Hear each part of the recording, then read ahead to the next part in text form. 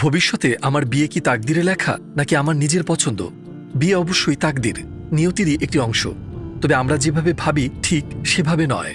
কারণ তাকদির বা ভাগ্য অর্থ হল আল্লাহ আগে থেকেই সবকিছু জানেন।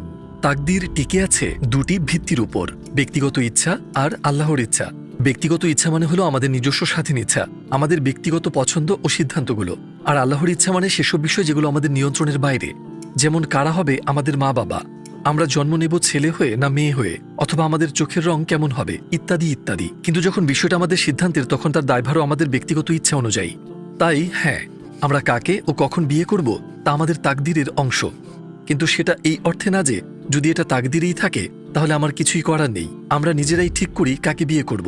আমাদের থেকে যা প্রত্যাশিত তা হলো আমাদের স্বাধীন ইচ্ছাকে বিচক্ষণতার সঙ্গে ব্যবহার করা, সঠিক জীবনসঙ্গী খুঁজে নেওয়া হালাল সীমারেখার মধ্য থেকে, যেখানে পরিবারগুলো যুক্ত থাকবে, হারাম যে কোনো কিছু থেকে দূরে থাকা ইত্যাদি। এবং অবশ্যই নিয়মিত দোয়া করা এবং পুরো প্রক্রিয়ায় আল্লাহর উপর ভরসা রাখা। আল্লাহ যেন সহজ করে দেন সবার জন্য, যাতে সবাই উপযুক্ত ও বরকতময় সঙ্গী পায়। এই ভিডিওটা শেয়ার করুন সেই বন্ধুদের সঙ্গে যাদের এটা জানা দরকার।